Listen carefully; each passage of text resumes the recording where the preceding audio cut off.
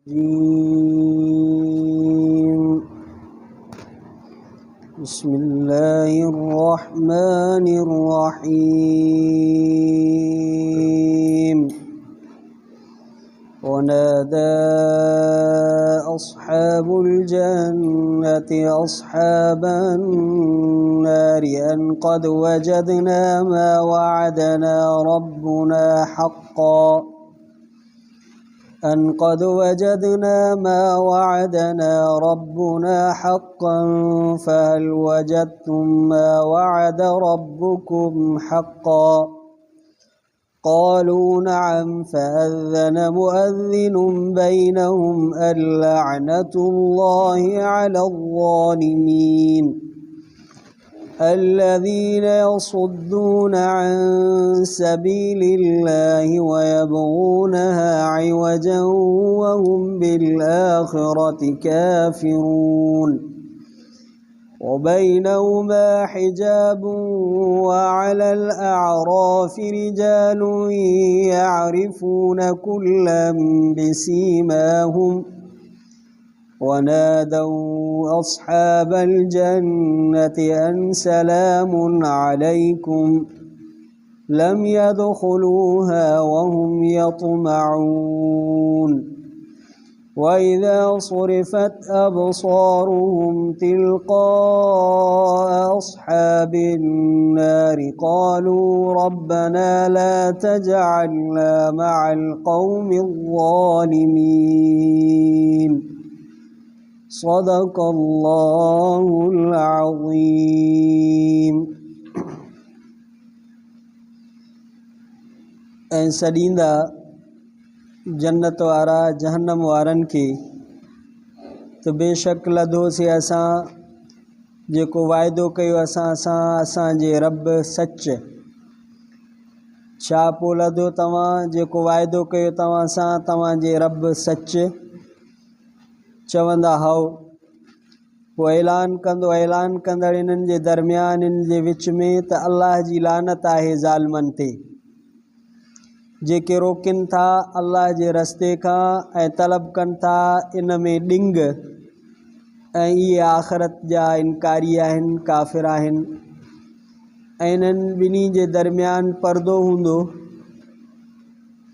ऐं आराफ़ ते मर्द हूंदा जो सुञाणींदा हर हिकिड़े खे पंहिंजे निशानियुनि सां ऐं सॾींदा जन्नत वारनि खे त सलाम आहे, सलामती आहे तव्हां ते। न दाख़िल थिया हूंदा इन में हालांकि उम्मीद रखंदा इन जी। ऐं जॾहिं फिराई वेंदी नज़र इन्हनि जी या अखियूं इन्हनि जूं जहन्नम वारनि जे तरफ़ ते चवंदा रब असांजा न बणा तूं असांखे ज़ालिम क़ौम सां गॾु।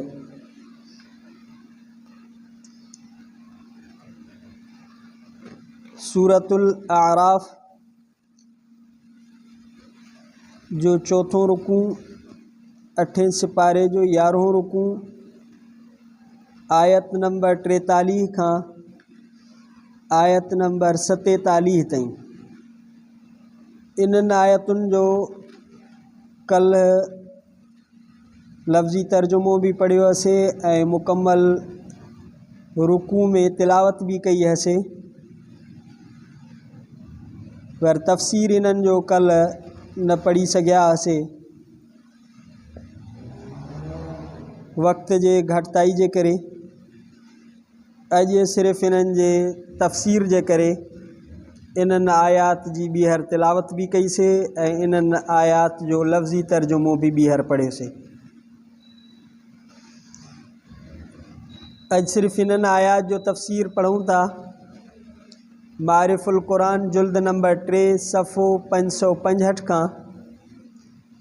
तो जॾहिं जन्नती जन्नत में ऐं दोज़खी दोज़ख में पंहिंजे पंहिंजे टिकाणनि ते पहुची वेंदा ऐं ज़ाहिरात इन्हनि ॿिन्ही मक़ामात में हर हैसियत सां ॾूराही हूंदी, पर उन जे बावजूद कुरान शरीफ़ जे इलाही सारे आयतुनि मां इहा ॻाल्हि मालूम थिए थी त इन्हनि ॿिन्ही मक़ामात जे दरमियान कुछ अहिड़ा रस्ता हूंदा जिन मां हिक ॿिए खे ॾिसी सघंदा ऐं उन्हनि जो पाण में मुकालिमात मां बाहमी गुफ़्तगू ऐं सवाल जवाब थींदा जन्नतिन ऐं जहन्नमिन जा। सूरत साफ़ात में ॿिनि माण्हुनि जो अल्लाह ताला तफ़सील सां ज़िक्र बयानु फ़रमायो आहे जेके दुनिया में हिक ॿिए जा साथी हुया, पर हिकिड़ो मोमिन हुयो ऐं ॿियो काफ़िर हुयो। आख़िरत में जॾहिं मोमिन जन्नत में ऐं काफ़िर जहन्नम में हलिया वेंदा त इहे हिक ॿिए खे ॾिसंदा ऐं हिक ॿिए सां ॻाल्हाईंदा।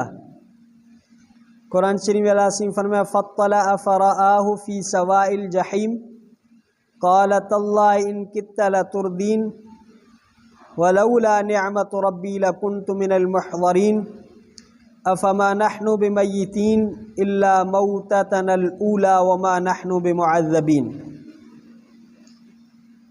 इन जो ख़ुलासो आहे त जन्नती साथी झाती पाए करे दोज़खी साथी खे ॾिसंदो त उनखे विच जहन्नम में ॾिसंदो ऐं चवंदुसि त कम बख़्त तूं इहो ई घुरे पियो त मां बि तो वांगुरु बर्बाद थी वञा, ऐं जेकॾहिं अल्लाह जो फज़ुल न हुजे हा त अॼु मां बि तोसां गॾु जहन्नम में हुजां हा।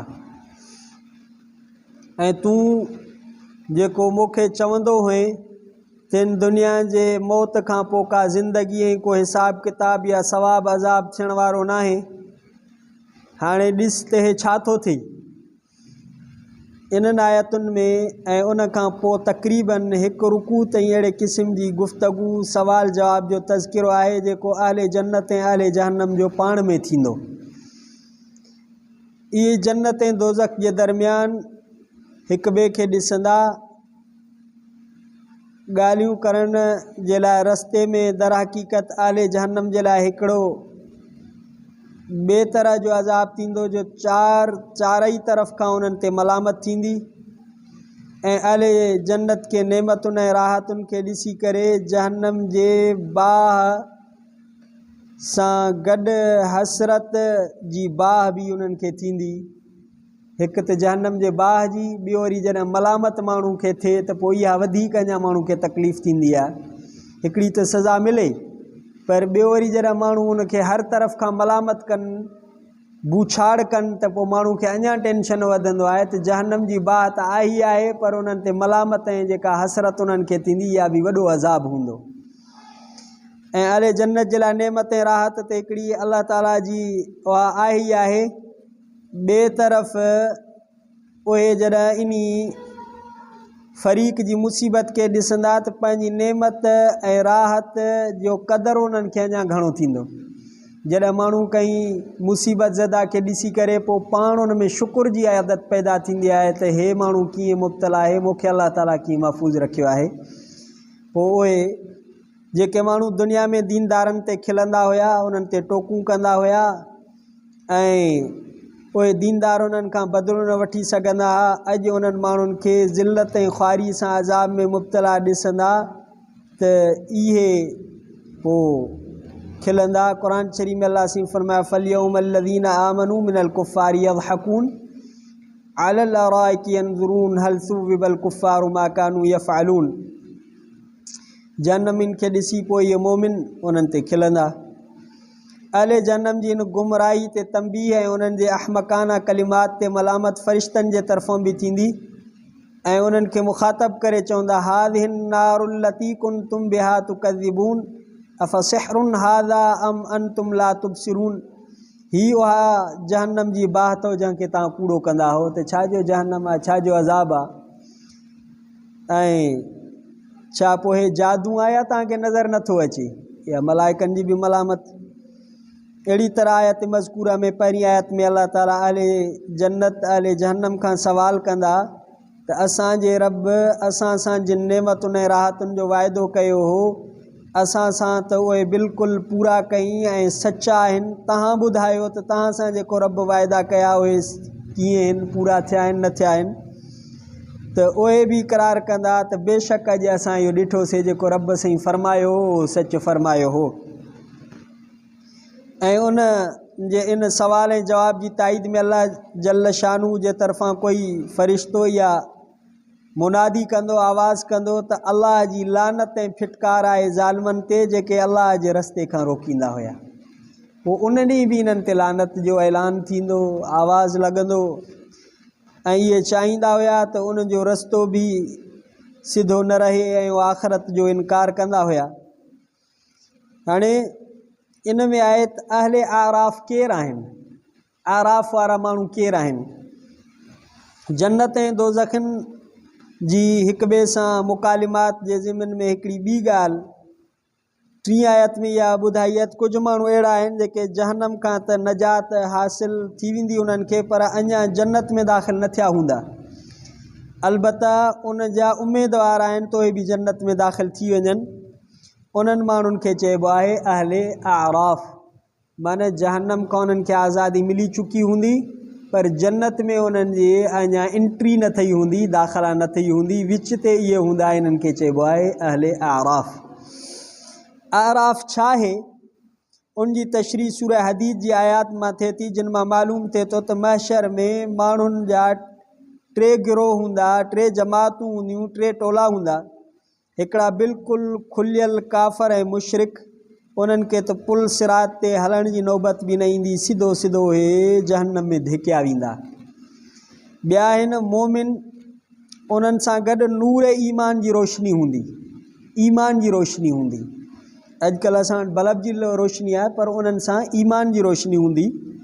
3 आहिनि मुनाफ़िक, चूँकि दुनिया में मुस्लमाननि सां लॻल रहंदा हुया ऐं पोइ उते बि शुरू में उन्हनि सां लॻा रहंदा, पुल सिरात ते हलणु शुरू कंदा त उन वक़्तु हिकिड़ी ऊंदहि थींदी जेका सभ खे पंहिंजे लपेट में वठंदी।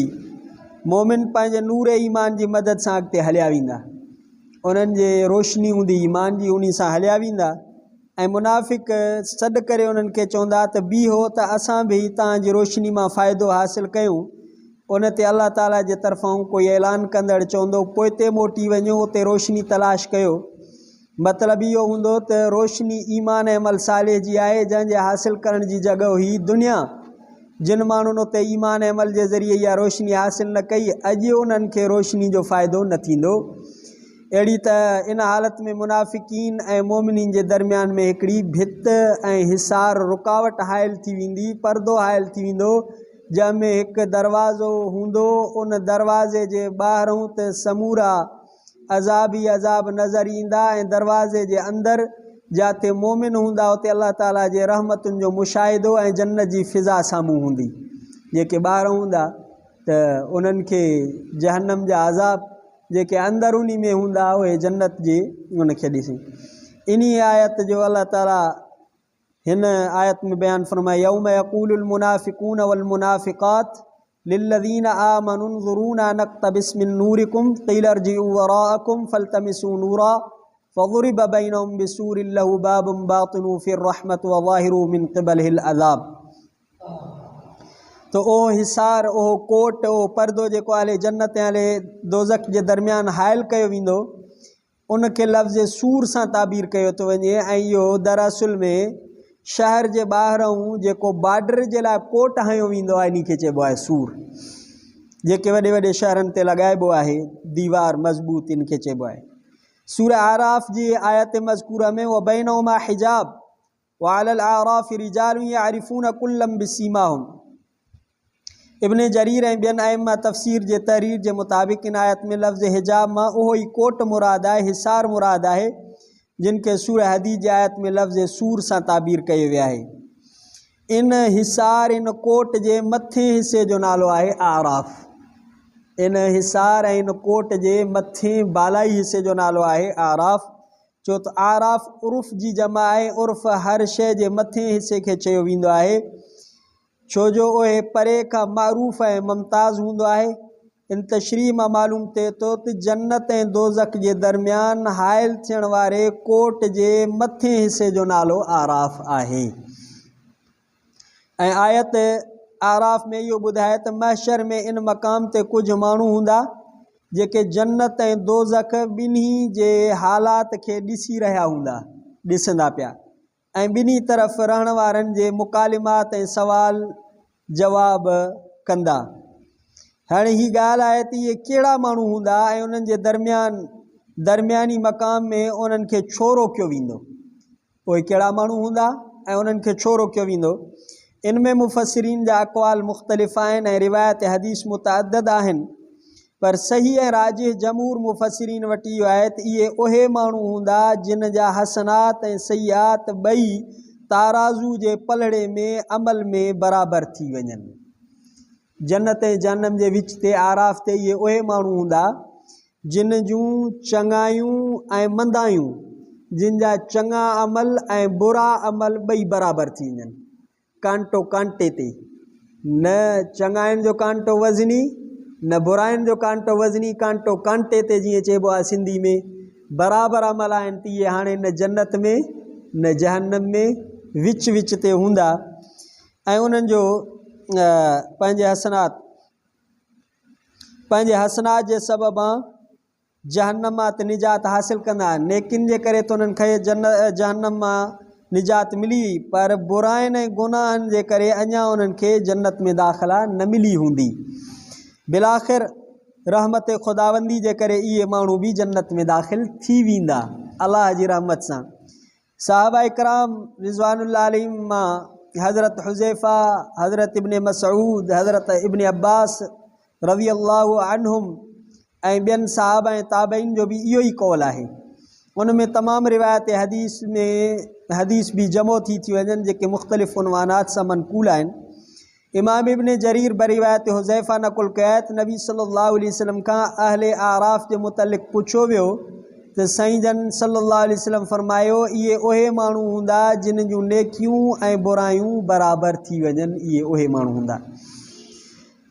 इन जे लाइ जहन्नम खां त निजात थी वेंदी पर जन्नत में अञा दाख़िला न थियो हूंदो, उनखे इन मक़ाम आराफ़ ते रोकियो वेंदो एतिरे ताईं जो तमामु अहले जन्नत ऐं अहले दोज़ख जो हिसाब ऐं फ़ैसिलो थी वञण खां पोइ उन्हनि जो फ़ैसिलो कयो वेंदो ऐं बिल आख़िर उन्हनि जी मग़फ़िरत थींदी ऐं जन्नत में दाख़िल कया वेंदा। ऐं बरिवायत हज़रत जाबिर बिन अब्दुल्लाह रज़ी अल्लाहु तआला अन्हु नकुल कयो वियो आहे त नबी सल्लल्लाहु अलैहि वसल्लम खां दरियाफ़्त कयो वियो त अहले आराफ़ कहिड़ा माण्हू आहिनि। पाण सल्लल्लाहु फरमाए इहे उहे माण्हू आहिनि जेके पंहिंजे वालिदैन जी मर्ज़ी ऐं इजाज़त जे ख़िलाफ़ जिहाद में शरीक थिया हुया। हाणे जिहाद केॾी अज़ीम शान इबादत आहे, पर पीउ माउ जेकॾहिं राज़ी न आहिनि जिहाद में बि वञे थो त इहे माण्हू बि आराफ़ ते रुकिजी वेंदा, इन्हनि जो बि अञा जन्नत में दाख़िला न थींदो। हाणे असांजे मुआशिरे में पीउ माउ जी केॾी उन्हनि सां ज़ुल्म, केॾी उन्हनि जी नाफ़रमानी, केॾी उन्हनि जी बेअदबी, किथे असांजो मुआशिरो बीठो आहे। ऐं अल्लाह जे रस्ते में शहीद थिया हूंदा त उन्हनि खे जन्नत जे दाख़िला खां माउ पीउ जी नाफ़रमानी रोके छॾींदी ऐं जहन्नम जे दाख़िला खां शहादत फ़ी सबीलिल्लाह रोके छॾींदी। जहन्नम में न वेंदा छो त उहे शहीद फ़ी सबीलिल्लाह थिया आहिनि, जन्नत में न वेंदा छो त पंहिंजे अबे अमा जी इजाज़त खां सवाइ। इन्हनि खे इहा हिकिड़ी रिवायत आहे जेका मां तफ़सील सां तव्हांखे ॿुधाई। इन हदीस ऐं पहिरीं हदीस में कोई टकर न आहे, बल्कि इहा हदीस हिकिड़ी मिसाल आहे उन्हनि माण्हुनि जे लाइ जिन जूं नेकियूं ऐं गुनाह बराबरि थी विया। तंहिंजे करे पहिरियों बि इहो त जिन जा नेक अमल ऐं बुरा अमल बराबरि थी वञनि उहे आराफ़ ते हूंदा। ऐं हिकु तरफ़ शहादत फ़ी सबीलिल्लाह, ॿिए तरफ़ पीउ माउ जी नाफ़रमानी, ॿिन्ही जो वज़न बराबरि थी वियो। तंहिंजे करे उन खां बाद में इन्हनि आयतुनि में सलाम जो तरीक़ो, सलाम जो मसनून अहले आराफ़ जी तशरीह ऐं तारीफ़ मालूम थियण खां पोइ हाणे त अहले आराफ़ अहले जन्नत खे आवाज़ ॾेई करे चवंदा सलामुन अलैकुम। इहो लफ़्ज़ दुनिया में बि मुलाक़ात जे वक़्तु बतौर तोहफ़ा ऐं इकराम जे ॻाल्हायो वेंदो आहे ऐं सुन्नत आहे, ऐं बाद मौत जे क़ब्रुनि जी ज़ियारत जे वक़्तु बि ऐं पोइ महशर ऐं जन्नत में बि। माना सलाम जो लफ़्ज़ मरी वञण खां पोइ क़ब्रिस्तान में जॾहिं माण्हू वेंदो आहे, जेको ज़िंदा उन्हनि खे कुल्लो वग़ैरह बख़्शण ईंदो आहे क़ब्रिस्तान में, त बि उन्हनि जे लाइ सुन्नत आहे त इहे लफ़्ज़ सलाम जा चए। जन्नती जॾहिं हिक ॿिए सां मिलंदा त बि सलाम जा लफ़्ज़ चवंदा ऐं दुनिया में बि इहो मसनून आहे। पर आयात ऐं रिवायत हदीस मां मालूम थिए थो त दुनिया में अस्सलामु अलैकुम चवणु मसनून आहे।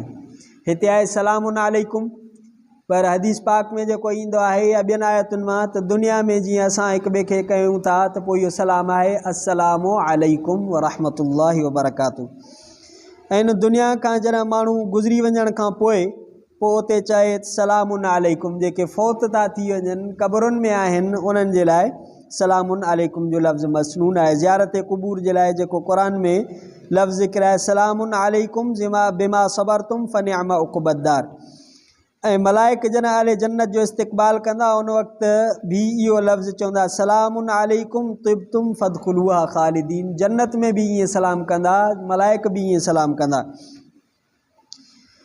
अहले आराफ़ जो इहो हाल ॿुधायो वियो तो जन्नत में दाख़िल अञा न थिया हूंदा पर उम्मीदवार हूंदा। उन खां पोइ अल्लाह ताला फरमाए जॾहिं इन्हनि जूं नज़रूं इन्हनि जूं अखियूं जहन्नम वारनि जे तरफ़ फिराइबियूं त जहन्नमिन जी हालत ॾिसनि पोइ रब साईं खां दुआ घुरंदा रब्बना ला तजअलना मअल क़ौमिज़ ज़ालिमीन। रब साईं असांखे ज़ालिम क़ौम सां न बणाइजा। आराफ़ ते अल्लाह साईं ॾेखारींदो न हाणे थोरो जहन्नम जो मुशाहिदो कयो उन्हनि जो अज़ाब ॾिसो पोइ रब साईं खां दुआ घुरंदा रब साईं असांखे जहन्नम वारनि जी जमात मां न बणाइजा, इन्हनि जे जमात मां न बणाइजा। हाउलाइ लज़ीन अक़समतुम ला यनालुहुमुल्लाहु बिरहमतिन उदखुलुल जन्नत ला खौफुन अलैकुम वला अंतुम तहज़नून। और अल्लाह ताला 6 आयत में फरमायो त हे उहे आहिनि जिन जे लाइ तव्हां कसम खणंदा हो त इन्हनि खे अलाह जी रहमत मिलंदी ई कोन। हाणे बसि तव्हां बि वञो जन्नत में, अॼु ख़ौफ़ ई कोन थो न कि तव्हांखे को ॾुख ई आहे। पोइ इहे आराफ़ वारा बि अल्लाह ताला जे फज़ुल सां ऐं महिरबानीअ सां जन्नत में दाख़िल थींदा इंशाअल्लाह ताला। हेसि ताणी रुकू पूरो थियो। इहो जन्नतिन ऐं जहन्नमिन जो कलाम ऐं गुफ़्तगू मुकालिमो अञा सुभाणे वारे रुकू में हलंदो इंशाअल्लाह ताला। ज़िंदगी रही त वरी सुभाणे इनखे पढ़ंदासीं इंशाअल्लाह ताला। रब्बना आतिना फ़िद दुनिया हसनतुम व फ़िल आख़िरति हसनतुम व क़िना अज़ाबन्नार। सल्लल्लाहु तआला अला खैर ख़ल्क़ि मुहम्मद सल्लल्लाहु अलैहि वसल्लम व अला आलिहि व सहबिहि अज़वाजिहि ज़ुर्रिय्यतिहि ला इलाहा इल्लल्लाह मुहम्मदुर रसूलुल्लाह।